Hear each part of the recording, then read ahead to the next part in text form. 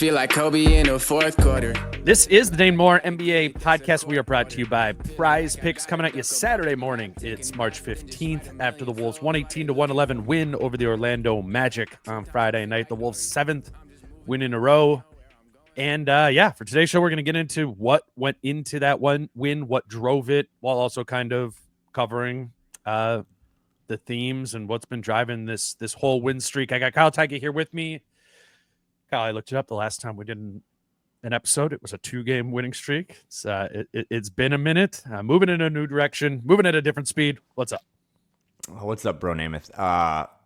Vibes are back. Grady had it on the call last night. They kind of found their rhythm, chewing up those kind of bottom feeders, and then I thought it was really highlighted this week and these last couple weeks by that Nuggets win, which I kind of want to talk about if we have time at the end. And then last night, that kind of felt like a playoff game.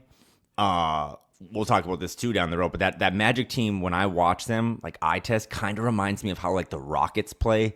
Really physical, a lot of length, not always the most creative offense, but it was a playoff game, and it was the type of game, and I know Jim and Grady had this on the call, and our friends were texting us the same thing, but that was the type of win last night that I just don't think they pull off in November or December or January. I think that last night was kind of like a sign of growth or maturity for this team. And we can get into why. But yeah, 7 in a row, longest winning streak in the Western Conference. And they kind of have to keep doing this because of those games they dropped earlier in the season. The West is wild right now. Yeah. What stands out to me about what you just said is that like it didn't feel like a game from earlier in the season, or it just stood out as being different. I kind of fumbled my way into this question with Finch because I was trying to wrap my head around that right after the game. But yeah, as I say in this question to Finch, this game, had it happened, the 17th game of the season, would have stood out as such a sore thumb, or like sore thumb, a positive thing, because they just didn't, not that they even played that great last night, but just kind of the energy building on each other. If we're doing the body language doctor thing, completely. If that would have happened game 17, you'd be like, what? Who was this team? It was very different. I asked Finch about it after the game. I thought he had a good answer. Seemed to be with your group in the fourth quarter, like a guy would kind of emotionally catch fire, and then others were trying to kind of roll with that, whether it started with Dante, the tip dunk you're talking about. Yeah. That doesn't seem like something, if this game happened at the beginning of the season, it would really stand out. Like, is that a signal of kind of the progression of this? Yeah, I think, at the beginning of the season, I think guys were all kind of worried about themselves, their game, how everything that we did was going to impact them. Some of that's normal in the beginning of the season. I think for us, post-trade, everything was just kind of, up in the air. We were trying to figure it out, and, guys were, we talked about it before, they were bothered by lots of things, and they don't have that connectivity. It's not selfishness. I think just guys were like figuring out how they can get themselves going and how it all meant for them, but it wasn't malicious. It was just had to let go of that and lean into what the team needed. And they've done that. It's definitely a correlation between the vibes and how Finch's hair is looking. You got that. Well, there, okay. Right? I'm glad you finally have learned something from me. I thought it was interesting, just a nugget on the broadcast last night. 6-22 coming into last night, the Wolves are when trailing, going into the fourth quarter. So, I mean, that just kind of confirms it, right? Like, they were down 9 to start the fourth, and they just, for whatever reason, or a lot of reasons, mainly clutch time offense, they just typically would not have won those games in the past. The vibes, I thought Britt had kind of a funny question, too, about are they playing with more joy? And Finch is like, I think typically players are happy when they win. It's like, okay, that makes sense. But yeah, just there's a lot of stuff that I thought Finch did well again last night, but they didn't really play well. I think you made a really good point there, but you're not always going to play super well come playoff time, right? Like, it's not every game is, game 6 against the Nuggets in the semifinals. It's, you kind of got to grind those games out, and last night it got a little hairy there with about 4:30 left, and that's when Finch subbed in Mike, and you kind of saw them, I think, 23-15 run to close it out. But yeah, that was as impressive as like the Nuggets thing, because not everything went well, not every player played well, and they just found ways in that fourth quarter to pull it out, and it was led by maybe my favorite player on the team right now, Dante DiVincenzo. Right. I don't know if it was impressive as the Denver game. Oh no, I as a sicko, I like those games when it's not all going well. Because I mean that was the Denver game. That's a great counter, by the way. So, but the Denver game, there was really no adversity. You know, like I know the Jamal Murray hit a couple shots to start the second half, and it got a little tight there, but then they pulled away. But last night, I mean, I thought they were kind of cruising for 2.5 quarters, and all of a sudden it's like one turnover, one bad shot, and now you're down 9. I mean, they're actually down 11 early in the fourth. And when you think about 6 and 22 in those situations, it's like, okay, how are they going to figure this out? And they just dug in defensively, made a ton of plays. Dante had another block at the rim, and they just fed off the crowd. And I think that's a good sign for a team that's ramping itself up here to try to make a run. Yeah, that they do have the gear that they got to in the fourth and found it when it was, a game where they were feeling the resistance of Orlando. I know Orlando hasn't played that well recently, but I mean, that's the second best team they've played of these 7, right? And they're physical. They play a style of basketball that I don't think the Wolves have really faced in the last couple of weeks. And so you kind of had to the Wolves had to fight that physicality and their shot making with some fire. And that's what my question was to Finch. And that's why, I'm just sitting there watching the fourth quarter, just watching every guy scream, Dante gets the block and flexes and does that. Julius with the tip dunk. It was on the other side of the floor from me. And then where Ant came and whatever the hell he did in the corner of the floor was right in front of me. And I'm just all of these things and the way the energy was stacking. Didn't happen. That didn't happen at the beginning of the season, and particularly at home. That was the first game where I'm playing at home helped. You know what I mean? And that's nothing. I'm not coming at the fans. It's the opposite. The players coming at the players. They know how to. Yeah, they knew how to play with it. Kind of play off of it. There, Julius said after the game, he's I was so tired tonight. Just coming into that was, I don't know. Players say that all the time, but I got the sense that was real. That there was a Friday night, fourth quarter. I think the energy. There was just a lot of energy there, whether it's the players and in the stadium, and it fueled a really cool fourth quarter. You can pick one of these things to get into, just that I wrote down from the fourth. They were down 9 to start the fourth quarter. We know the start of fourth quarters is when Ant sits. They go on a 13-3 run right there at the start of the fourth quarter. Another thing was that DiVincenzo block. That was a big energy play there. Jaden hit a big corner 3 when I think he only had 2 points in the game up to that point.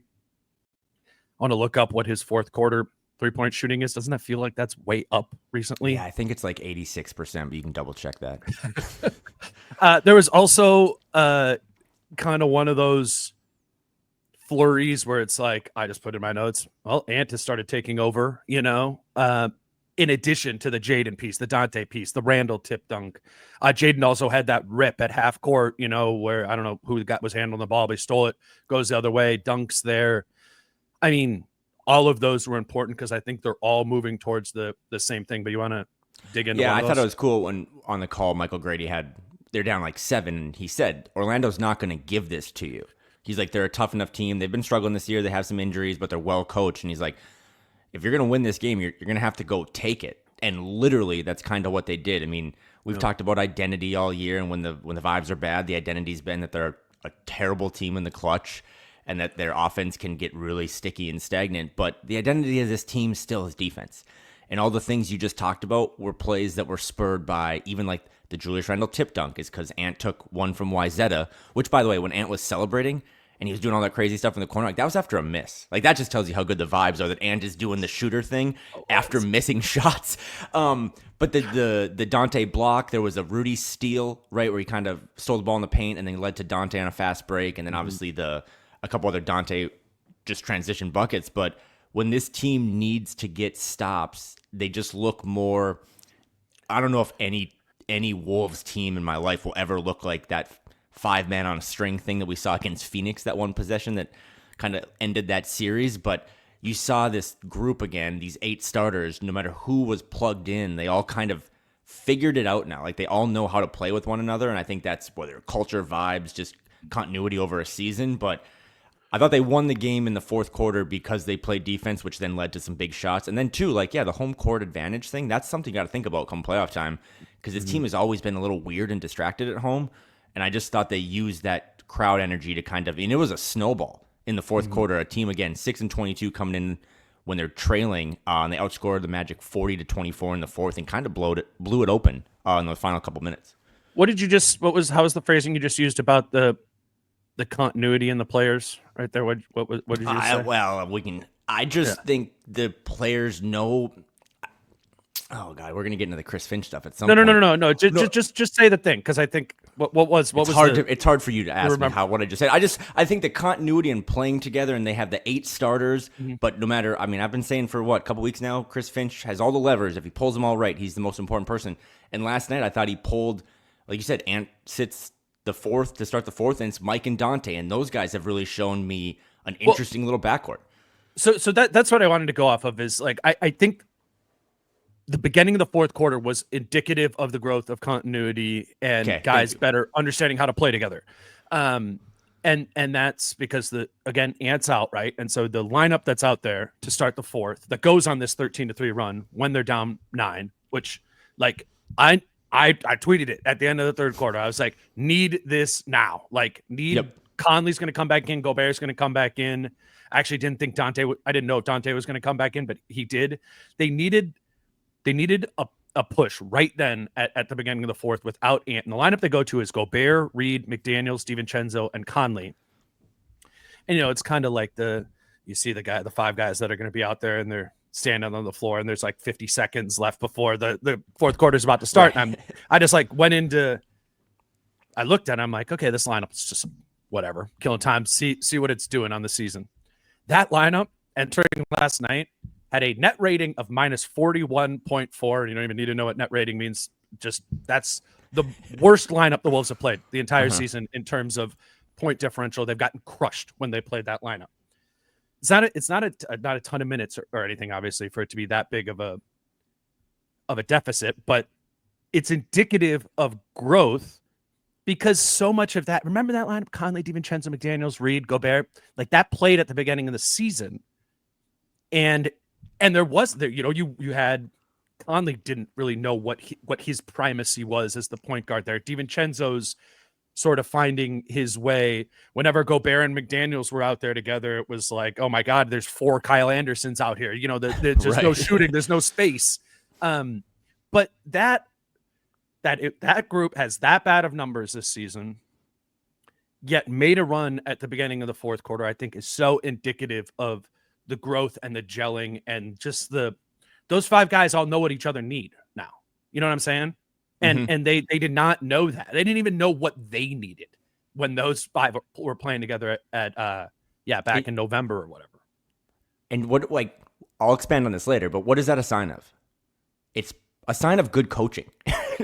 Because he played the same song that everyone hated listening to for the first couple months of the season. It was actually just a banger. Like that's how they got off to that run. And I think what's really crazy if you kind of play by play it, and I was talking about the defense leading to the offense, I thought Rudy was really good in the fourth defensively. He was also the guy that scored most of those points on that run when they were kind of making their way back. But it also was because of things like you just said about the continuity. First bucket is Dante finding him on a lob, and then Rudy sets a screen for Dante, and he gets him open in that little floater. So guys that just didn't really know in a 5-man unit what their role was, and you've been pointing this out recently, and I love this, about how they're not doing the hockey subs anymore. They're just kind of inserting one by one. Every time someone else comes in, I think this is a fascinating thing to look at moving forward because it's still an 8-man rotation-ish. But every time someone comes in, these players, their roles automatically shift, right? Yeah. When Mike's out there without Ant, it's okay, now I have a completely different set of responsibilities. Now here comes Julius. Okay, now I'm probably not touching the ball much. And I just thought it was a really good way to get some juice by playing defense, but also having, when you can win those non-Ant minutes, right? Ant is getting closer and closer to not Jokic in terms of performance, but Anthony Edwards is one of those guys now that when he sits, you got to track okay, how do they play without him? And if it's hard to that they can survive without him much more than Denver can without Jokic, but can they make a 10-point comeback? I wouldn't. Yes, that. You know what I'm saying? You're down Like, 11, Ant's on the bench. You got to be thinking with the little win probability graph that it was pretty low. And for them to make that run and be like, hey, we don't need Ant right now. We can get back in this game. And then when he comes back in, I mean, he's still the home run hitter that kind of goes for the kill shot. And once he came in, he's refreshed. That's when I thought they kind of ripped it open, and it wasn't as close as the final score was. But that's when they kind of blew it open, and they just set it up for Ant, and then he kind of closed it out. My favorite of the energy plays was the Randall tip dunk, or I thought it was the most encouraging to me. So Randall is not in at the beginning of the fourth quarter with that group. He doesn't come in until midway through the fourth. It was kind of feeling it was 5.5 minutes left in the game. It was kind of comes in for Nas because Nas was not good. Missed those 2 free throws, missed that corner 3. Sorry to interrupt you.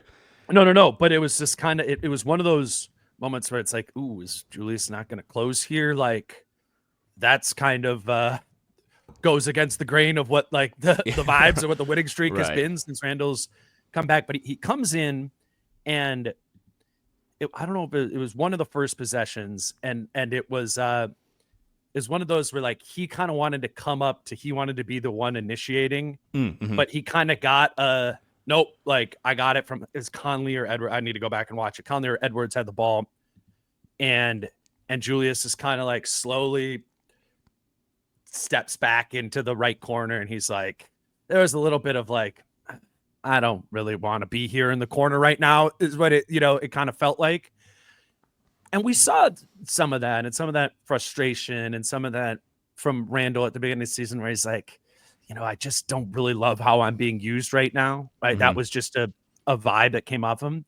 And that was there for a couple of possessions, right? Once he subbed in, and then he made that tip dunk and then he fit back right back in. And I think that ability that this team now seems to have of being able to save the vibes kind of and not letting them spoil and instead build on each other, and Julius being like, no, actually Dante had that block, Jaden had that steal, I'm contributing here too, I want to make a winning play as well. They were all important, but the real shift in story of the 7-game winning streak is Julius Randle's back, and Julius Randle is fitting back in. And that fourth quarter hit sequence, specifically that play, I think made me believe, that he's back a little bit more permanently than I knew before this.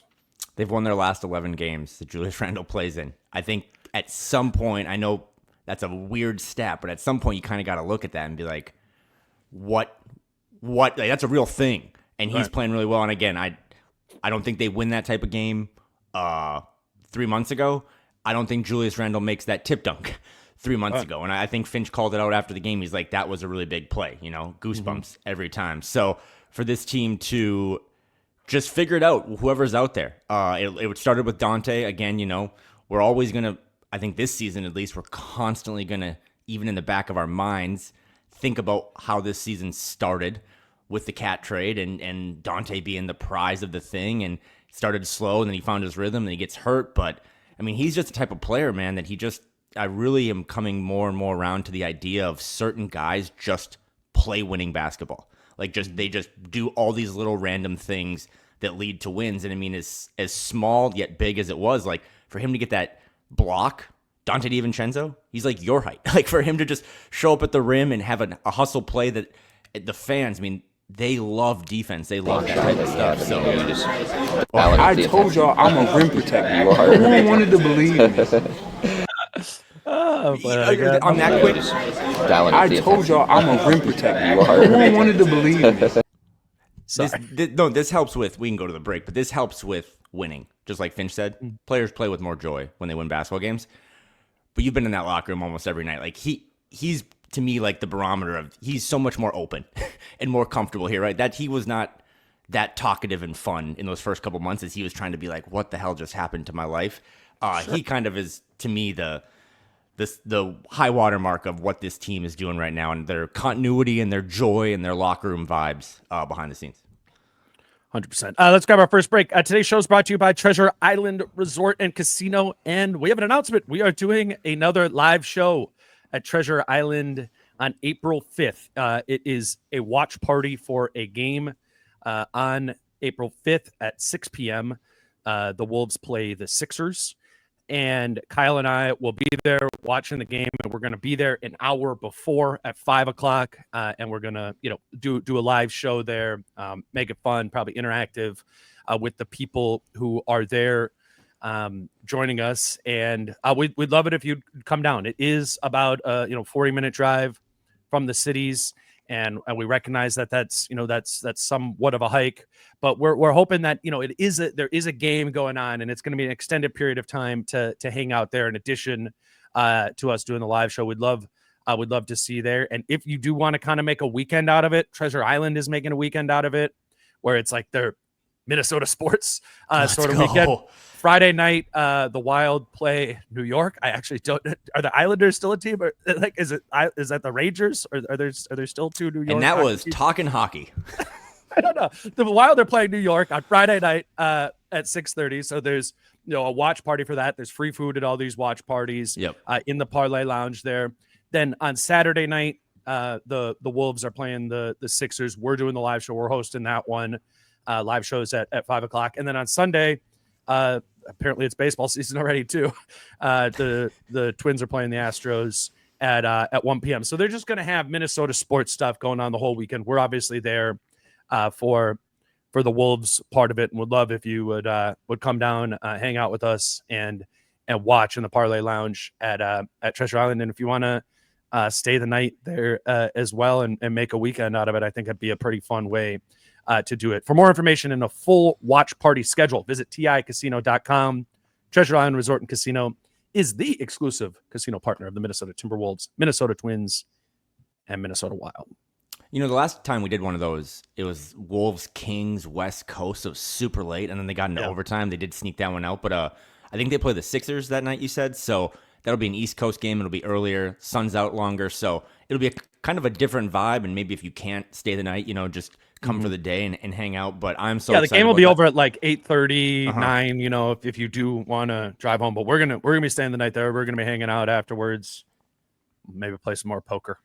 Yeah, I think it'll be a really good time. And with these things, more and more, you and I are just trying to get as many fans or other people involved in it. So we'll do a lot of questions. We'll come up with something fun to do. But I just really want to hang out and watch a basketball game with other people who like watching this team. So come out to Treasure Island April 5th. It's a Saturday, and we'll make sure the weather's good. All right, let's keep moving. Big 7 games in a row, right? And I did a little bit of this after the Denver game of just kind of like themes from the winning streak. But the biggest one of the winning streak is the 3-point shooting.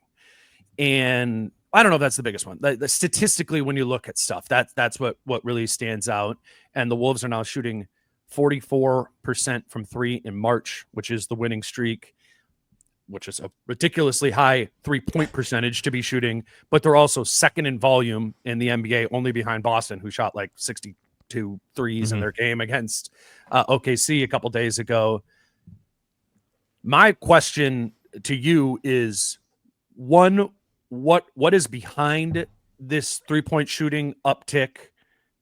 Because you look at, the Wolves don't necessarily personnel wise scream shooters, other than, a couple of players on the team, but as a group, it doesn't really scream that.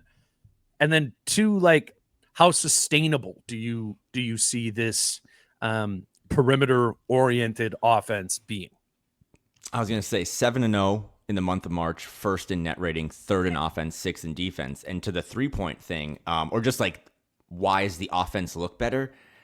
This is real eye test stuff, but I feel like every time a player in a half-court set catches the ball, it's like a bubble screen. Like they've already taken one half step towards what they want to do. Sure. And bubble screens are designed to kind of get your juices flowing a little bit. But last night there are so many times, and this is, I think, a Julius Randle segment again, because I think a lot of it is on him, because he was the most stagnant player, right, when the offense was really bad. Just dumping it down to him and 14-second post-ups. Every time he catches the ball now, he's already moving in a direction that he wants to do something else. He wants to do a handoff to Ant. He wants to run a high pick and roll with Nas or Rudy or something. So in terms of the 3-point shooting, I mean, you just look at the box score last night. Like, no one really blew your socks off, right? I mean, Mike was 3 for 5, but every guy is getting up, in this 8-man rotation right now. Every guy's just getting up 4, 5, 6 threes a game. I think that's pretty normal. It's not Celtics. They're not like hyper focused. I don't think the Wolves per se, and maybe you disagree, but I don't think they come into these games being like, let's take 50. Right. I just think it's a product of the Finch style of offense of just whip that thing around the perimeter, get it inside, inside, outside, and it just leads to organically good shots. Like last night, there wasn't a lot of crazy Dante pull-ups, Ant pull-ups. It was just good looks in a good flow of the offense. Yeah, I think that the flow part is interesting because you do think about Boston, right, as the team who shoots at the volume that the Wolves have been shooting at, and they do it all the time, and they have for 2 seasons, right? And theirs is such a structured 5-out look, right? Mm-hmm. We don't have anybody who's kind of watched the Celtics at all this season. You can kind of envision what that offense looks like, of very like direct lines of attack in with very direct lines out to 3-point shooters when the defense collapses around it. It's very like angular, if that makes sense. The Wolves isn't. It's like it's more of a swirl. And the ways they get into more of a, it's weird to be a high volume shooting team when you're running more of like a motion offense. Like if you watch Memphis at all this year, that's kind of like they're playing more of a motion based offense rather than a floor spread high pick and roll type of look with Ja, or like a lot of teams do when they have a player like Ja. And it's based on the internal motion of the half court offense rather than the space of the half court offense. And I think it's interesting that the Wolves is more within this motion flow, that they are generating 3-point looks in a way at a volume that's similar to Boston, who feels like they're doing theirs much more like scientifically, you know what I'm saying? And that's a difference. And I know Finch appreciates the more organic generation of 3-point shots rather than scripted, structured style for it. And that's what I think is most encouraging about the 3-point shooting is they like the way that they're generating them, not just that they're generating them and that they're going in. Yeah, I find that to be really encouraging. You're muted. It's on me. I was doing some clicking around. In the month of March, 7 games, they are 4th in the month of March in 3-pointers attempted, still well behind Boston. But when you were talking about that, I was thinking when opponents shoot really well against the Wolves, a lot of times myself or other people just like, oh, they got really lucky. They got hot from 3. And then smart people like you and Jace would always point out, I don't know, man, I think it was because the opponents had really easy 3-point looks. I think it's kind of the same logic here of, I mean, the Wolves are 4th in the month of March in 3-pointers attempted, but they're shooting 43%. The other teams are shooting like 35, 34, 37. Are they just shooting hot? Like that could be like a devil's advocate. I mean, some of it is that, of course, right? For sure. 44% on high volume. Yeah, but I hate when we just like dispel that completely as luck. Yeah. Right. I'm just saying we've always had this talk about the opponent. Now we're talking about the home team, but it's like, I don't know. Some of it is just hot shooting for sure. Mm-hmm. But I also think some of it is just they're generating really good looks in the flow of it. And they're getting out in transition a little more. They aren't in this 7-game winning streak or whatever. I think they're like bottom 5 in free throws at 3-point or free throws attempted. So again, like I'm actually poking some holes in this of just like there's still meat on the bone here of if you find yourself going from 44% from 3 down to 37% like Boston right now, there's going to have to maybe be other ways to kind of fill that. But any 5 guys you put out there, I mean, outside of Rudy, can generate a really good 3-point look, right? Like even Nas, who was shooting the shit out of the ball for a while, like I think he's kind of come down and it hasn't really hurt them. So it's just the flow. It's guys, I think it's a lot more fun or a lot more psychologically enjoyable to take a 3 when the ball is spinning around rather than just the classic like Jaden stands in the corner for 20 seconds and catches a grenade. I think some of the Jaden threes he's hits is because the ball, like everyone's moving more. It's not just super stagnant. So that's something to keep an eye on though, because the teams right now that you think have a chance, I mean, I don't think the Wolves can put themselves in a contender status yet just because of how much work they still need to do. But the best teams in the league are taking a lot of threes. And they're usually, I like how you called it scientific, but they're usually generating them in an organic way. And I think the Wolves are finding themselves now in that group of teams like OKC and Cleveland and Boston of finding organic ways to get threes rather than you remember some of those times where it's just like late shot clock threes. Like those aren't good looks. Right. That's not what this is about. This is a team that is pushing a little more, has a little more juice. Back to my like bubble screen thing.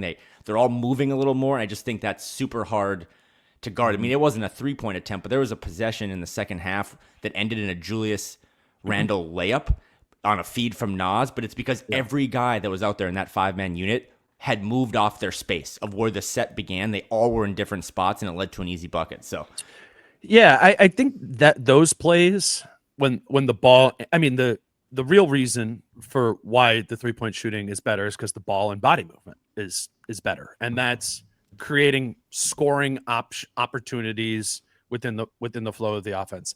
I do think, as happens when a team starts being more respected from three, as the Wolves have been for a while now making the case that they should be, because the good shooting numbers from three are not limited to March. I'm curious to see the degree to which teams now adjust to that, right? Or if they do want to stay home on the perimeter a little bit more, and then see if then the Wolves can play off of that and get to the basket a little bit more, get back to the free throw line, get Ant going at the rim, get Julius going at the rim a little bit more often. I think we've started to see a defensive shift on the way that they're guarding Randle in the last 2 games. I don't know if that's Denver and Orlando game plan specific, right? But we haven't seen in Denver, it was just single coverage, right? We didn't see them really collapsing down on Julius. So he only had 3 assists after he'd been averaging like 10 the previous 5 games. And I thought last night was similar that way too. Orlando's big, and they're like, we don't need to bring 2. yeah, I was gonna say they're big. Yeah, and so maybe it's some of that. Maybe it's game plan specific. But the point is, if Julius is their main generator of 3-point looks, as he has been in March, and how he generates those is by attracting a double team and kicking out.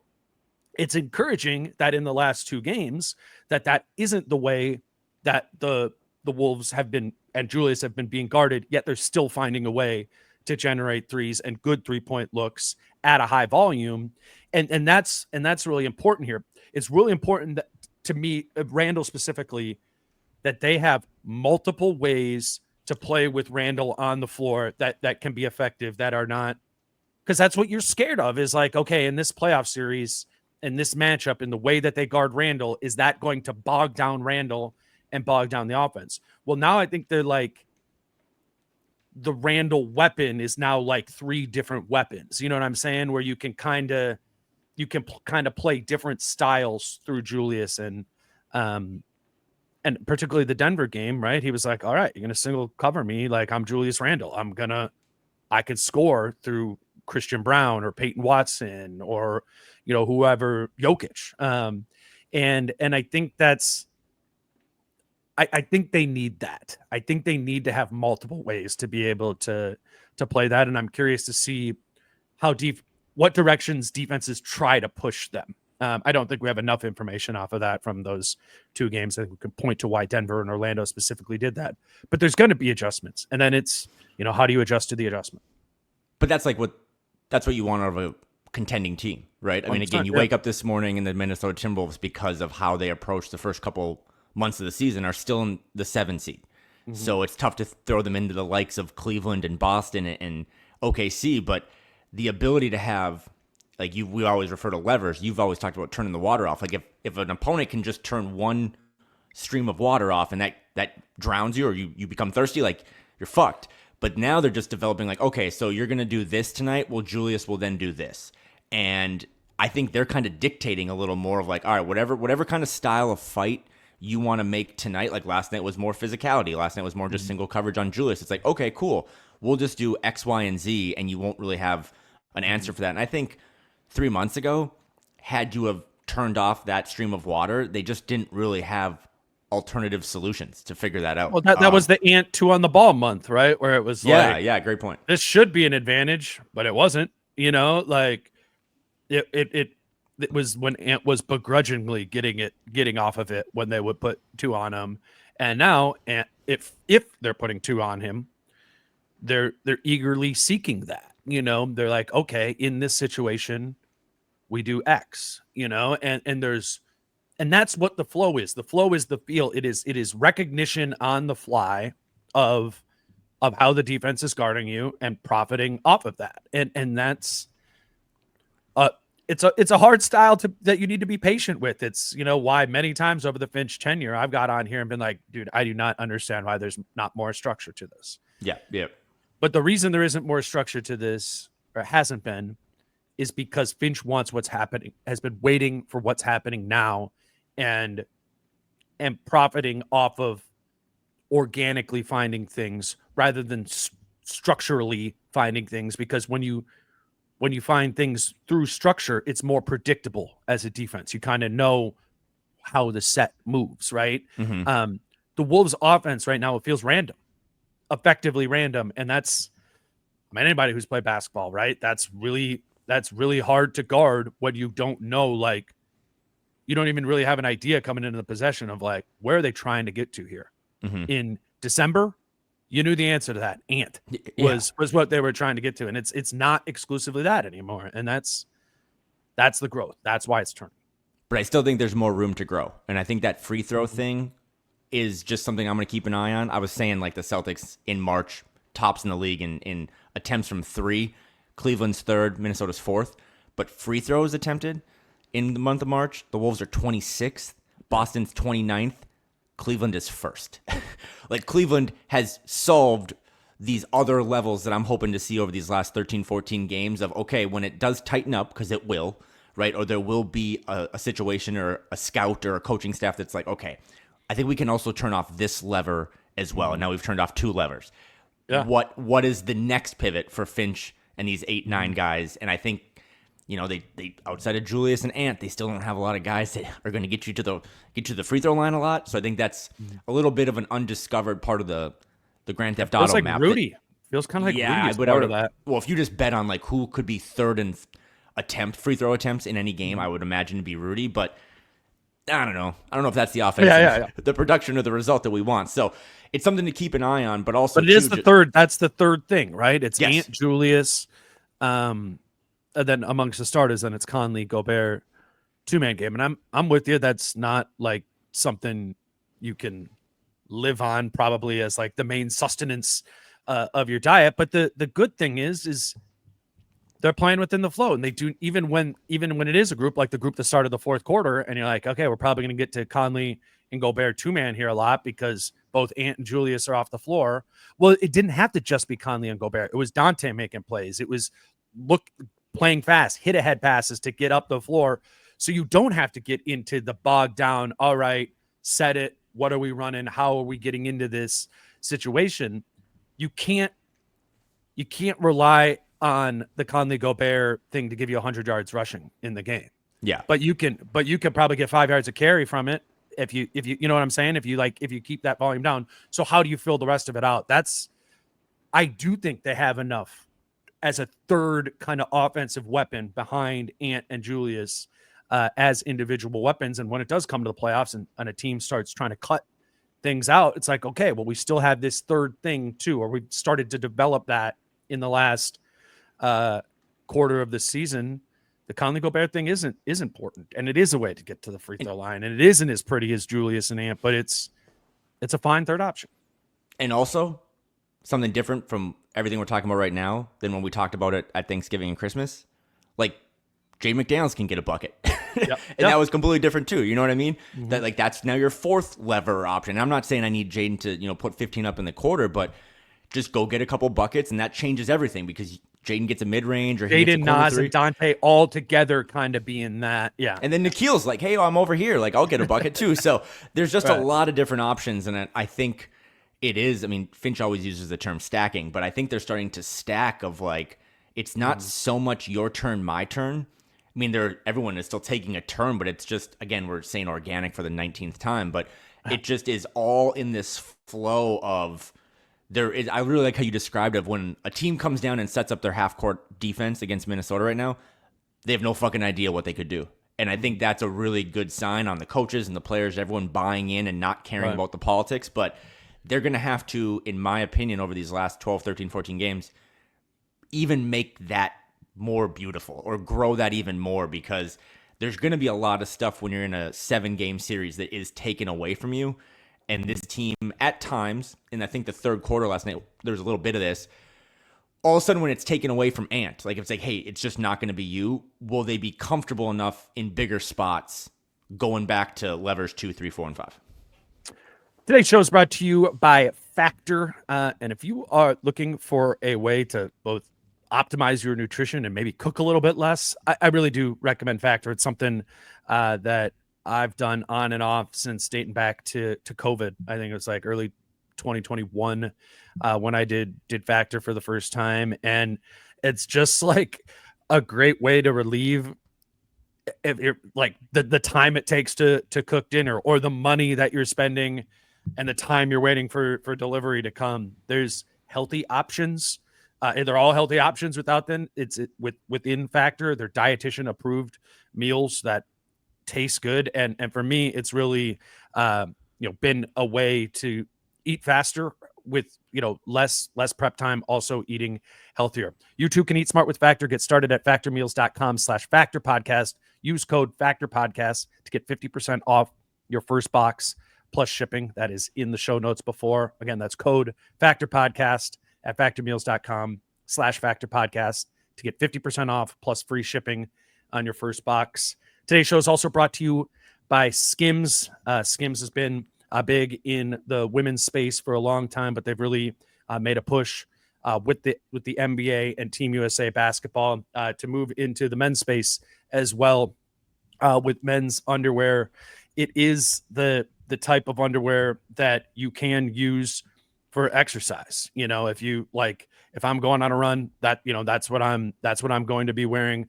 But they're equally as comfortable for just hanging out at home or wearing to work. My favorite pair of boxers that I have a handful of the stretch 5-inch boxer briefs. I really do recommend them. If it's we buy workout gear all the time, right? You buy your shirts for it, your shorts, your joggers, whatever it might be. This is part of that game too. And I think you should try and find a pair that works for you. Shop Skims Men's at skims.com or at Skims stores. If you buy online, let them know we sent you. After you place your order, there's a select podcast in the survey, and select our show in the drop-down menu that follows, that lets them know that you came from us. Again, Skims is the official underwear partner of the NBA, WNBA, and USA basketball. Kyle, you want to do your Finch thing? I don't even know. It's not even like, it's not a petty thing. I was reminded this morning that the next time the Wolves win a game, maybe on Sunday at home against the Jazz, because they're on a 5-game homestand now, it'll be Finch's 200th win. And I think that's kind of notable. We've talked on this. I always kind of defer to the OGs who have covered this thing forever, in Jim Pete and Britt, talking about how Finch is the best coach in franchise history. If he's not one, he's two behind Flip. But just listening to all the pods you did this week, and you and Britt did a big Finch thing and all this stuff, and then you hear Dante talking about post-game, the vibes, the energy, how hustle plays are contagious. You want me to play that? Yeah, if you want to, yeah. I'm going to get that. Sorry, just a second. Production. Just set you up for failure. Yeah. We've matured as a team, and we're still maturing as a team. I think collectively we are able to have those conversations. We're getting more comfortable with each other, understanding what everybody's good at, and understanding that, one mistake or one bad play on somebody's not the end of the world. And it's all about staying together. And I think, great job, Dante. Like you said tonight, everybody was stepped in and stepped up. Dante, do you feel like the energy plays are kind of becoming contagious? Like one guy makes one, and then the next guy kind of wants to get in there. It's on both sides of it. One guy doesn't make an energy play, and then it's like, okay, now it's okay to make that, and then that snowballs. So as long as first and foremost, our leaders are Julius and Ant. I think they're the ones that are setting the tone. And then you have guys, and Nikhil and Nas coming off the bench and just ramping it up. And then it takes it to another level. Now it holds everybody to a certain standard, and it's obvious when you don't do it. And I think beginning of the year was a little bit less obvious if you don't do it because everybody's kind of snowballing. Julius is ready, guys. So I think we're all on the same page right now. Go ahead. Yeah, I just think Chris Finch is a really good coach. And I think some of the stuff that you're hearing now, like that Denver game, right? Like that might have been the best win of the season because it's the most important. You needed to keep this thing going. I find it really funny that they blew the Nuggets out at home in Denver using the 8 starters mantra and the same starting 5 that pissed us off for months. You know what I mean? Like, again, and it sounds like I'm Finch's agent and stuff, but it's because I'm risk averse and I have so many things wrong with me. But when I find something good, I kind of like embrace it. And there were really bad times this season with Finch. And I think he deserved to get more heat this season than a lot of other seasons. But once you go back and look when he was hired in like February 2021, and that rest of the COVID season was weird. But every time he's had an ability to just marinate with a group of guys, I mean, this team now has the biggest winning streak in the West. They're kind of doing what Dallas did after the trade deadline last year, but they didn't make any trades. They have all the same ingredients. There's nothing new. And you hammer it Monday, Tuesday, Wednesday, Thursday with Chris, Jason, Britt about all the basketball stuff, but then it's like the locker room stuff, the vibes. I mean, Julius Randle's one of the 2 leaders, according to Dante. I think that's because him and Finch just know how to have figured it out. Like, Finch kept empowering Julius Randle when we were all... I mean, think about how every day, especially around the trade deadline time, we were like, dude, what if Julius Randle opts in this summer? Like, we're fucked. And now all my friends are like, dude, what if Julius Randle opts out this summer? We're fucked. Like, it's just crazy how this thing is turned around. And I'm just a big fan of continuity. And I think some of that stuff has to tie into the coaching staff of they kept doing stuff when we thought it was wrong. And sometimes it was. But like I was saying, Rob Dillingham should start. And Rob Dillingham doesn't play. Plus minus last night, the best guy on the roster, Mike Conley, plus 20. Right? The same guy that we thought was cooked. So there will be a time when Finch will ultimately kind of hang himself by giving someone too much rope. But, I think a lot of last night, 4:30 mark, it was really hairy. He subbed Dante out. Dante, who basically led the charge of the fourth quarter, to put Mike back in because he's like, we kind of need a quarterback again. We need someone to get us good looks. And I think that's how they won the game, is because they had someone that was like, okay, the fun chaos is done, but now it's tightened up a little bit. It's clutch time. How are we going to figure this out? And Mike was terrible in clutch time those first couple months. And Finch is like, nope, I'm going to go back to the same thing. And he's frustrated me more this season than the first 4 seasons combined, but I also just think he's an awesome coach, and I think a lot of this stuff is why this team now is playing. I mean, no Terrence Shannon last night, no Rob Dillingham, Jalen Clark for 4 minutes. They're doing all the same shit that pissed us off in November and December, and Finch has just now made it work, and I think that's pretty cool. Yeah, I mean, just for me, wearing my analyst hat, it's like I've thought about this, I just need to reflect on being more patient with this stuff, because Finch has now for 3 separate times shown that when you wait, it turns, and it's like his thing with every time we've ever asked him about they're having a bad 3-point shooting month, he's always like, if you stay at the blackjack table long enough, the cards are going to turn and you're going to have, you're going to have an upset. Love that. And Treasure Island, April 5th. And I go, there's 3 times now in Finch's 4.5-year tenure, right?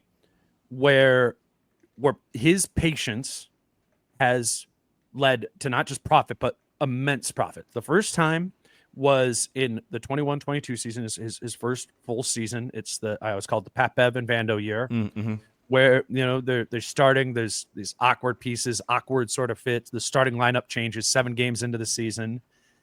And then by the January 1st, it turns, and the Wolves have the number 1 offense in the NBA, the number 13 defense the rest of the season. They're kind of an out-of-nowhere team. This is the year before Gobert. And Finch's stuff hit, and it worked, and it took time. And then you go to the first Gobert season, and did the same thing. It was for an extended period of time. It was extremely painful. It did not feel like it fit, and it was game after game after month where it wasn't that. And then it turned by sticking to it, because they stuck to it. They did it. They run it back tour, right, of 23-24. And they did it, and they ran it back, and they won 56 games, and they went to the Western Conference Finals.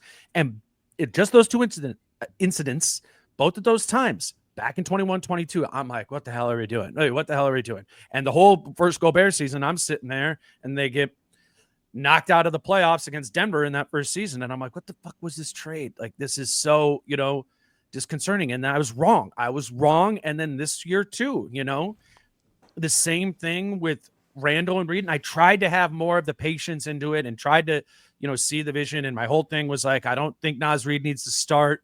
You just need more Naz Reid time. But I faltered on that too. And you saw the things that Julius Randle wasn't doing. You saw the stylistically how antiquated his style of play felt. And it wasn't working. That style of Julius Randle out there on the floor with Rudy Gobert, who has never made a three, and Jaden McDaniels, who it felt like he didn't make a three for the first 3 months of the season. You're like, how am I supposed to believe in this? Mm-hmm. And again, I did it again. And I'm like, I don't believe in this. And then it worked. So I'm saying that just out of my own self-reflection of like, this is to some extent baked into the process with the way Finch coaches. 3 huge examples of that. And I remember, and I laughed at this at about the maybe 30 game mark, 25, 30 game mark of the season. And Finch said, it's going to take some time for the cake to bake. And I was like, all right, we're 30 games into the season. And he was fucking right. So I don't know. I mean, this isn't normal. I don't think there's a ton of examples of this like around the league, but it is as much a staple of anything of Chris Finch's style as a coach is sticking it out, being patient, and understanding what it looks like when it works, and continuing to believe in that vision and keeping his group believing in that vision. All of those incidents, all those different seasons, things got wonky, things got wobbly, right? And D'Lo this, or, is he the awkward stepfather that? Julius Randle, get him out of, wrong. And I don't know why you guys listen to this podcast. Treasure Island. No, I there will come a time too, right? Because this is how Vegas was built, that the cards won't turn, and that will probably be it, right? Yep. At some point. I mean, every coach, almost every coach in the league, of any league, gets fired. But, and I don't think the critics in January and December were wrong. Like, Painting, he's our guy, Howes and Growls, like, he was pretty on this, and he was pointing out a lot of real stuff about the offense sucks. But it's just when you take yourself out of it for a little bit and you stop worrying about in-game timeouts and stuff, and you just look at, you just did a lot of basketball analysis. I'm still thinking of off the court since this man arrived in February 21, and he didn't know what to do or what he had on in front of him outside of Kyle Anderson, Rudy Gobert punching each other. There's just no bullshit with this organization right now. Even think about 2 months ago. Do you want to talk about being wrong? When I was like, man, should they attach the Pistons pick to Julius just to make sure their summer gets a little easier? Imagine they're 11 games in a row with Julius Randle. They're winning. Imagine if they just dumped him, right? Like that. I think when you go big picture on this, whether it be new ownership coming in or the front office or the coaching staff, I watched a lot of Love is Blind from Minnesota recently, but I think it's okay to fall in love with this organization and trust a little bit. Like, we've always joked at Canis, right, about the Charlie Brown, Lucy football thing. This team, for better or worse, they haven't won a title, and that's all that really matters. But they've made the playoffs every year Finch has coached from the first game to the last game of the season. I think it's leveled up now, and I think everyone should get a little longer leash. And at some point that leash will run out, and that's when you'll have to make the change. But it's just been really cool, man, because I thought it was funny. I thought the Denver game was funny of we came in for the 5th straight time and we just beat the shit out of them. and we did it using the formula that everyone was complaining about to start the season. And we were right to complain about it. I don't think you should just shit on yourself for being wrong all the time, but I've really learned about patience. I think the cake baking thing is real. I think that stuff is that's what I'm talking about, is the patience, because it wasn't wrong for me or for you or for anybody watching it to be like, this offense is miserable. It was miserable. The Toronto game and the vibes of that were miserable. They were also 20th in offense until January 1st. And yeah, now they are 5th. I'm just saying I need to have pattern recognition of 20th does not mean 20th in perpetuity. It doesn't. And even open my mind up to the idea that it can get even more than incrementally better. I think when it was 20th, I think the way I was talking about it was like, I think it can get incrementally better. I think they can be a average offensive team, better than they are. Clearly they don't have continuity. But what I have not had my mind open enough to is that these things can swing exponentially better for them. And there is lots of examples of that. And if we're talking related to Finch, I think that's been my biggest critique of Finch over the 4.5 years, is me losing my mind while he's being patient, and I just need to recognize that. I'll probably mess it up again, but I think the patience part is what, I think we need to hold on to. It's not a great time for me to say this. But big picture, it's kind of like the stock market. It's kind of like your 401k. Like, I got a buddy who every time the stock market goes down for one day, he's like, oh my God, I lost this money in my 401k. It's like that day he's an emotional fan of like, I lost some money. But it's like, redacted. Look at what it's done over the last year. Look at what it's done over the last 2 years. Like, it's almost always going up. And I think Finch is the stock market of all this. It's like, if you give it enough time, you're going to have a return on investment. And again, at some point it won't, and it will crash out and the cards will be dry and you'll have to maybe then make that switch. But it's just fun to watch this again. This wasn't like they traded half the roster in early February and now they're putting all these new pieces together. Yes, they got Dante and Julius back, and that was kind of like a trade acquisition, but maybe those guys just got to sit and watch a little bit and, do the thing where they sit with the coach and like, okay, this is what I should do when I get back out there. And they're winning all these games and playing really good basketball with the same roster that Tim Conley kind of wanted to throw out there late in September when he made the cat trade. So how far can they go? I mean, I don't know if you want to do standings talk really quick, but they still have work to do because they put themselves behind the 8 ball during those months when you and I were so crabby about all the shit going on. But now they have a real opportunity. Fun win against Denver, gritty win against the Magic. I mean, it continues to be as far as they want to go in a Western Conference right now. That is weird. They can climb as far as they want to go, but they have to keep playing this type of basketball that we've seen over the last 7 games. Yeah, it's... You're having more fun than you did 3 months ago, and you go, this is fucking miserable. And I was like, I'm really sorry. No, you didn't. That is not what you said. I know. Go ahead. I was going to say standings talk. I mean, again, you wake up today and we're talking about a team that's won 7 in a row, and I would imagine a cynic is like, yo, you guys, they're 7th in the West. And they are. They're 39-29. They're tied with Golden State, who is also 38-28. But you look at what's happening like with Memphis a little bit, or with the Lakers, who are kind of free falling and all these injuries. I think every game, whether it be the Jazz or some of these kind of bottom feeders that are coming up now, teams that are really tanking, right, to the point where there's investigations, you have to keep treating these games like playoff games. And the vibes can immediately shift if you come out on Sunday and you just treat the Jazz like they would have treated the Jazz back in December. Like, every game now is a playoff rep, and they can't let it slide, because now they've really built – this is the longest winning streak of the season. Like, they've really built something here. And I hope that over these next, it's really hard too to play playoff basketball, right, for 4 months. But I think that's kind of what they got to do. That is what now I'm kind of thinking about. Is like how they're going to drop one. Right. I'm just trying to like set like how reasonable. I thought they were going to lose for a while last night, and I'm kind of like sitting there and I'm like, what should my proper reaction to this loss be? Because they do need it, right?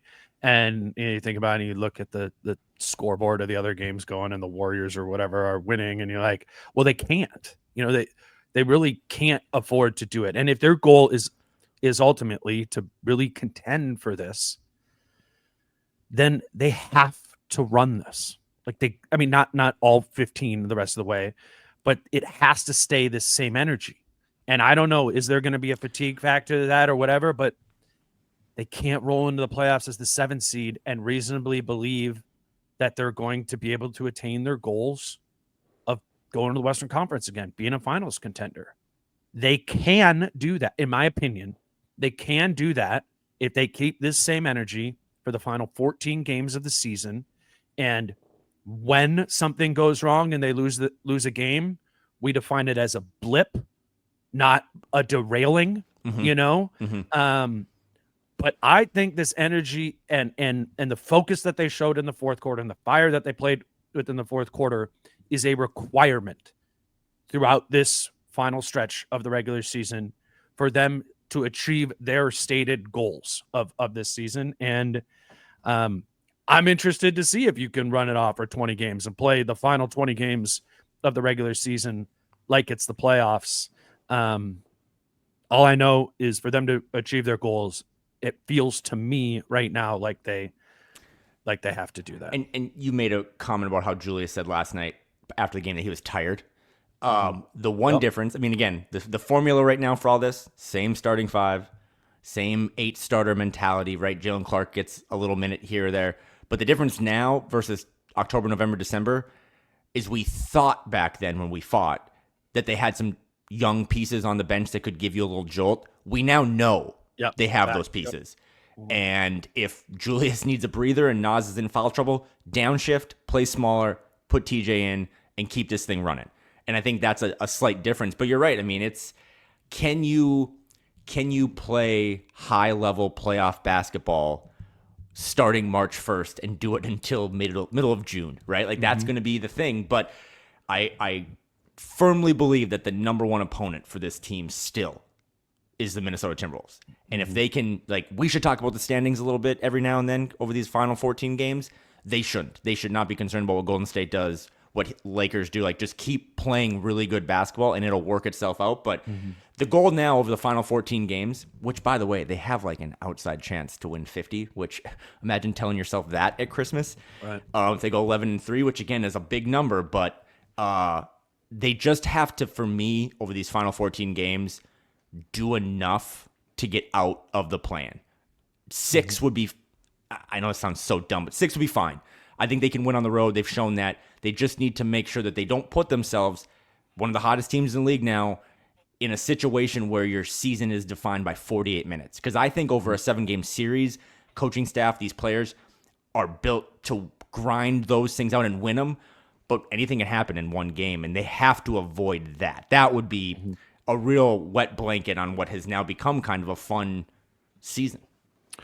I do want to talk a little bit about playoff specific matchups here in the final segment, but let's grab our final break. Today's show is brought to you by Watermelon Water, WTR, MLN, WTR. You can get them at Whole Foods or Target. You can get them delivered, Instacart, or through Amazon from Whole Foods or Target. Kyle, I know you love them. Why don't you give us a little watermelon water talk? I have still healing from those bruised ribs, by the way. So I've just been trying to walk at an incline for like 6 hours a day because I can't do anything else. And I have one of these on my treadmill every day just because it's I never drink enough water, I don't think. So this is a good way to rehydrate. A lot of good things there, not a lot of bad things, which is sometimes when you're out there in the rehydration world, you're like, oh, that has a ton of sugar in it or a ton of bad things that kind of negate all the good stuff I'm trying to get. So I love the flavors. I think it's a really cool company, really cool story. And it's easy, right? Like grab and go bottles. This isn't like another product you got to mix together or whatever. Just throw it in your bag when you're going to work, going to the gym, going out in the morning or whatever. So I've loved the flavors. I love that lemonade one that they have too. But the watermelon one is also kind of what they're known for, and it's delicious. So if you haven't tried it yet, highly recommend. We only really talk about food and beverages on this show that Dane and I consume. So watermelon water is something that's in my fridge right now. 100%. And honestly, like if I run or whatever, like I'm not having it then. I have it like when I'm sitting on the couch and I'm watching a movie. Yeah. Or like afterwards, because I feel like I'm putting something like good in me at that time rather than being like, oh, turn on a movie, I'm gonna have a Diet Coke or something like that. for me, I'm doing it then too. Obviously, it has the electrolytes, and it's good to have after recover or like for recovery in that sort of way. But it's just for me, it's just been like a healthier option of something to drink in my fridge. Again, it's watermelon water, WTR, MLN, WTR, Amazon, Target. Just throw it in your Instacart cart. I know a lot of you guys get your groceries from Target or through Amazon there as well. Today's show is also brought to you by Prize Picks. Kyle, you got any for this weekend or that you like? Oh yeah. Well, the Prize Picks hat. No, again, yesterday was Flex Friday, so I don't have that. But there's a really fun Warriors Knicks game tonight. Yeah, I got Cat in mind. which is obviously big for the standings, big if you want to watch Cat. I would just take Steph Curry more than 25.5 points. That Warriors team, as much as you hate it from a Wolves perspective, because they just never lose, they've really figured something out. And they have a hierarchy right now of just everyone is feeding Steph and playing defense. So I think that's like probably the Saturday night ABC game or whatever. So Steph is going to put on a show. I like Carl. If you want to get a little risky with it, over is that you have more than 29.5 points. There's a little red demon. Yeah, I did the demon. But I was looking at it. The two games that stood out for me were the Knicks Warriors game and then your Pistons. Versus the Thunder, and I was like, ooh, let me get a Malik and Cat going here. So I boosted Cat against Jimmy up to more than Cat against Jimmy, Cat against Draymond. That game's going to be awesome after some of the shit that Draymond said. So if you want to buy in, if you miss Karl Anthony Towns and you're like, how do I invest in him while also investing in myself? Throw $5 on a little Cat, Steph, Malik shimmy. Prize pick entry tonight. If you don't have the funds yet, use Dane's promo code. But that's how I'm spending my Saturday night, is just cheering for Cat, telling Draymond to go bleep himself. Yeah, let's do it. Let's do Cat more than 30 points, Malik more than 14 points, and Steph more than 25.5 points. All three of those things 9.5 happen. to 1? You put 20 on that, win 190. What is that? What if I do 21? Is that? Yep, there you go. 21 to win 200. Right there. I like it. Prize Picks is fun exactly for this. You're going to be watching a game. Throw something on. I could do $5, whatever it might be. That's prizepicks.com, Prize Picks app. Promo code's Dane. If you don't have an account, you get $50 in your account when you use the promo code Dane and you make your first $5 lineup. Kyle, the last thing I want to talk about from the Orlando game that I thought was a relevant theme was I thought Orlando's physicality gave him a problem. And I don't think that was new to Orlando. I think we've seen more physical teams be able to bog down the Wolves a little bit. Orlando, for everything they're not, is big as hell, strong as hell. And dude, I was sitting next to Tyler. We were watching warm-ups. Paulo Banchero is gigantic human. Like, he's so fun. Did you and he almost blends into like size because Isaac's this and Wagner's a really big like wing guard. I mean, a huge team. Carter Jr. is like straight out of 1998, like Knicks power forward. So, I mean, they are a big and physical team. They're good at that, and it gives the Wolves some problems. What are you going to say? I have a question off that though. No, I kind of blew my load here an hour ago when I said this, but when I watch the Magic, if I'm trying to figure out in the West who plays like the Magic, I do think it's like the Rockets. And again, we're talking, this is so weird, but like a Şengün Paulo thing, but I don't know. I think that Rockets team with Dylan Brooks and Şengün and like the Terror Twins on the outside, I just think they play really physical and they're kind of long. I mean, last night, like you said, they sub out one of the Wagner brothers, and here comes Jonathan Isaac, and he's longer and taller than Jaden. And Jaden's the most gangly, inflatable two-man on the team. So that is an issue. I will say just a lot of praise for Karl Anthony Towns, but I think Julius Randle on this team, like I think they handle physicality a little differently now, or a little better, because in the past, if you were physical with Carl or Ant, they both kind of got in their own heads. I don't know if Julius does that as much. I don't know if you think that, but physicality in general will be one scout that Western Conference teams like throw at Minnesota, because it is specifically Julius. Specifically Julius. It's the best. It's no shade against Julius. It's the best way to guard him. It's the best way to guard Zion too. I actually watched Orlando's game. The team Orlando played before was the Pelicans and Zion, and it looked really difficult for Zion to do his Zion things, where where he feels like he can kind of explode through and around and above Everyone else, not Orlando. I mean, it was. I know the Pelicans aren't good in that, but it was. I'm just telling you. I watched the game, and they bogged down Zion Williamson, and he had. I mean, he's their whole offense right now. He had still had 20, but it was not like Zion can do what he wants to do at will. And the same was true about Julius last night, I think. And the point of how we're extending this out, because the Wolves are not going to play the Magic in the playoffs or anything like that, is it's what teams could stylistically present a similar issue. And I'm with you. I hear you on the Houston one. They are, I mean, profile wise, right? It's kind of the same thing too. Really good defense. Lesser offense, but strong, physical. Dylan Brooks. That team plays big. Mike Conley has to guard like Thompson or Eason or someone way bigger than him. Like, yeah, that I note that as a concern in the Rockets series, not a death knell. I think actually the Wolves would beat the Rockets in a playoff series. The one for me is Memphis, and I know they're all injured right now, and whenever I turn them on, like Marvin Bagley's playing, and I'm like, whoa. Closing. I've watched 2 Memphis games recently. Yes. They're I mean, Jaren Jackson Jr. So I say all this to mean if you get Memphis back, and we know what Memphis is about. I mean, I know Wolves fans don't like Memphis, but like we know what Memphis is about, and we have to respect like their game. That's their game, right? And that was the playoffs 3 years ago with that similar roster. Like, we are going to attack you with force and strength on the glass and in the interior of the defense or the offense, whatever, in the paint. And I want to watch more of them. I don't want to I don't have like an opinion necessarily on that matchup that I would say one way or the other, but I think if I'm the Wolves, I'd rather play Denver. Yeah. You disagree with that?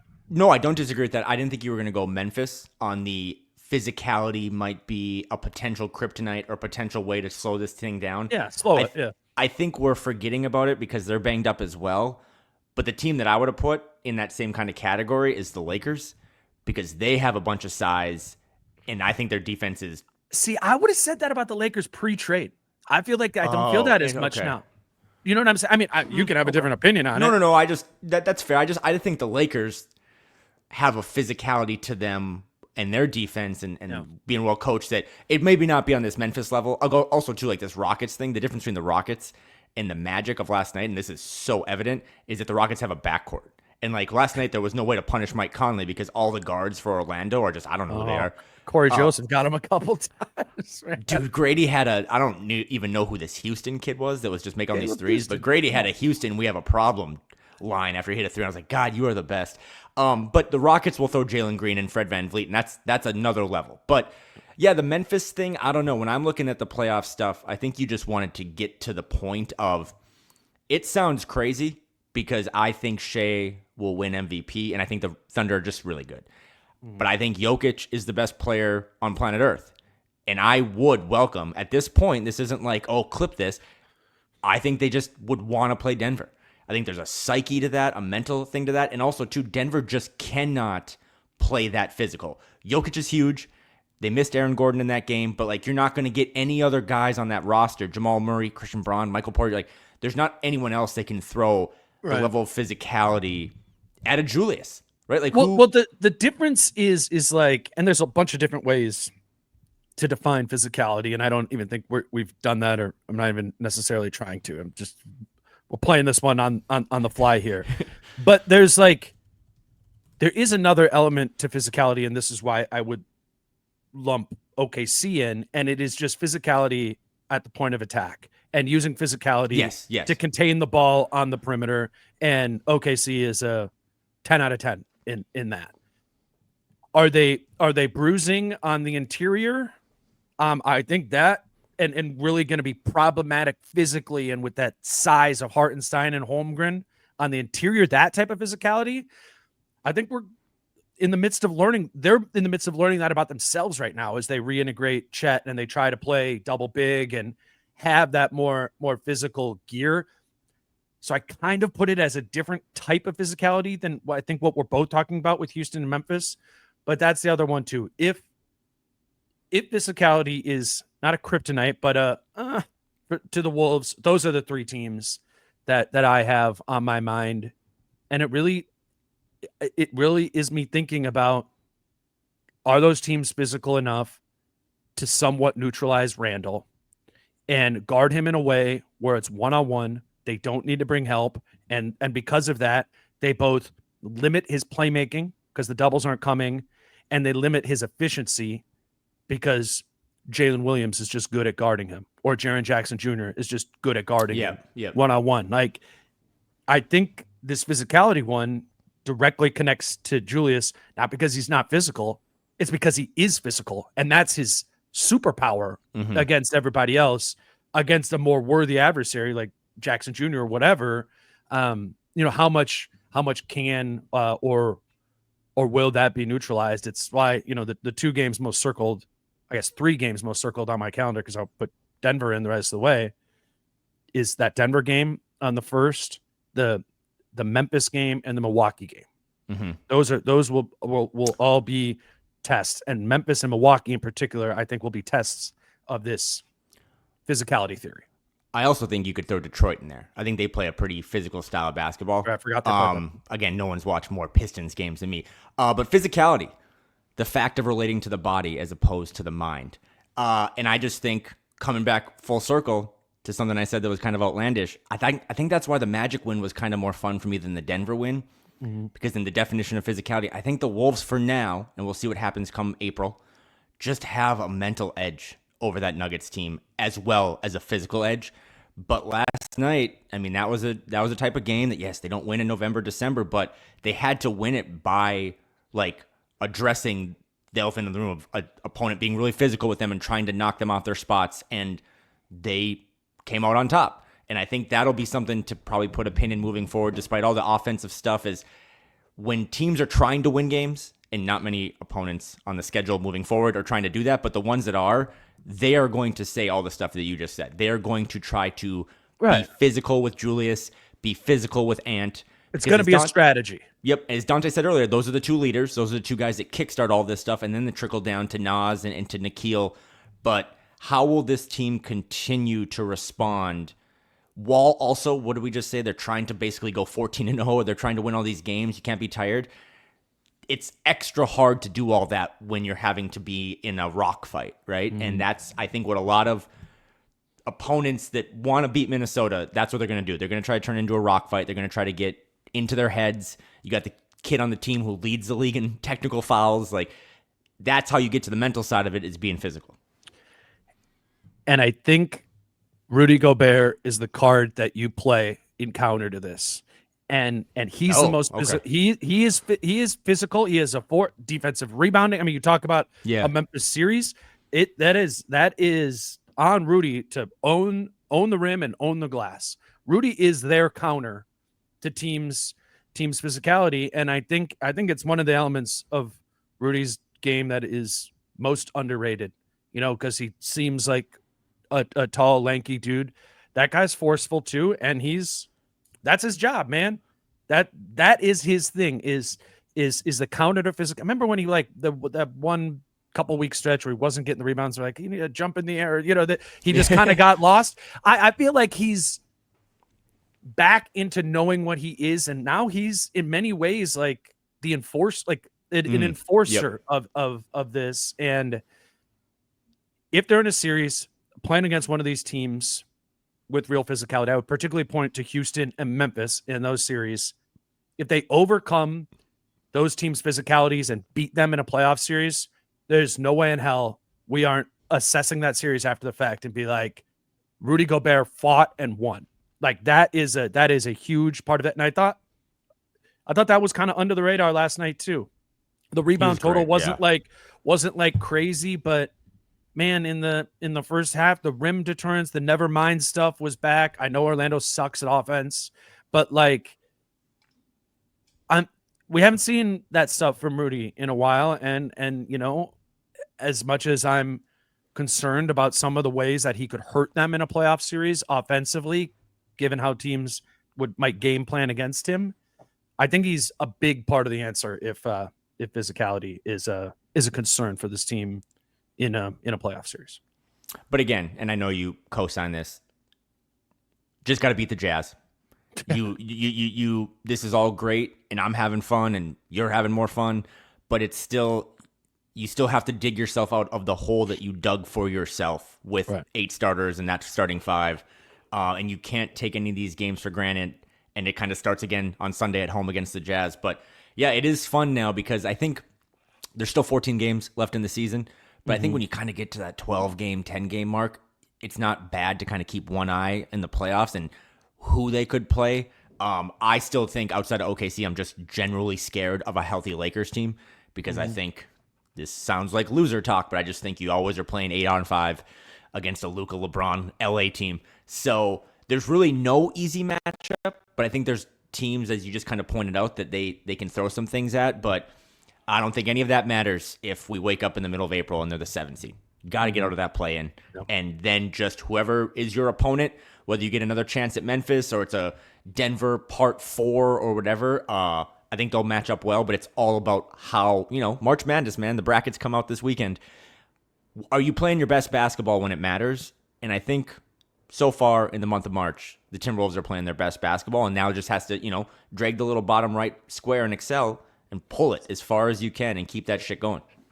Yeah, I do think the most encouraging part about it is they're clearly tuned into that. They share that same feeling. They share that get out of the play-in. They share the sense of urgency. That's that's for about 10 games. That's really been like it. Just hearing them talk. Like we got to go, and they're going. And then that's that's why. That's why we're here doing a pod on a Saturday morning. 7 in a row. You got anything else? We've been going a little long. No, I don't like doing this, but my grandma's my biggest fan and a big fan of you, and she could use some positive thoughts right now. And just another reminder, we do this a lot. I know we're 80 minutes in, but check on the ones you love, because you never know. You never know what tomorrow could bring. So I know my grandma's listening, but we love you, and we'll hopefully get through it. And to anyone out there, just go check on those people. Whether going through mental stuff, physical stuff, it's important to make sure those loved ones know that you kind of are thinking about them. So 100%, man. Love it. Coming up next week, we'll have another full week. I haven't really laid out the schedule yet, but I'm assuming we'll do Jace, Chris, Britt, and Kyle all next week, and we'll keep give me a number. What the win streak gets to X. I love when you ask me a question, I just don't answer it. I'm going to say with 14 games left in the season, they go 11-3. To me, that's bigger. Like, because they could stumble against. You want that 50?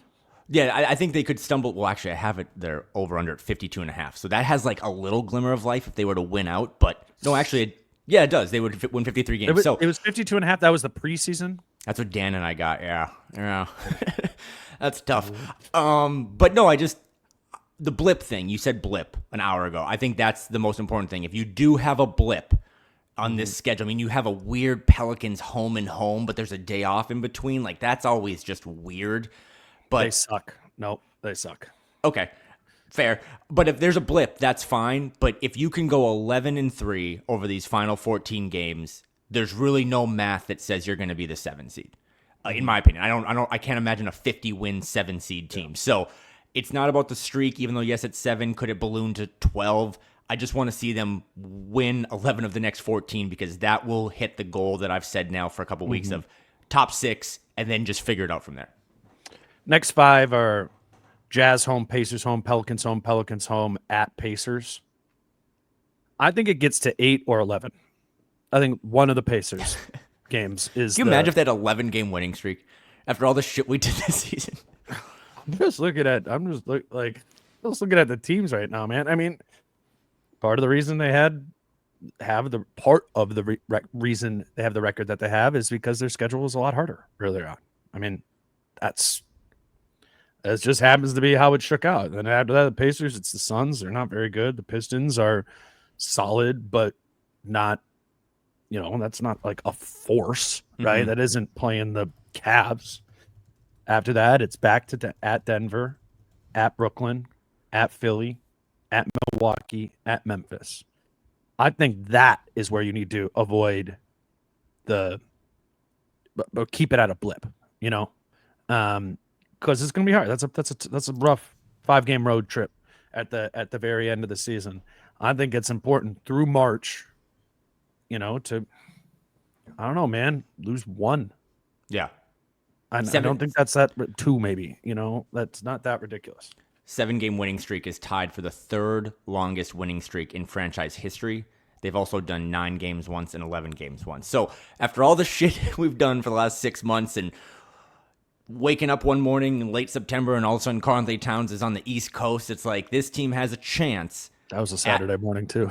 Yeah, right. I know. Trust me, man. Working on the weekend like usual.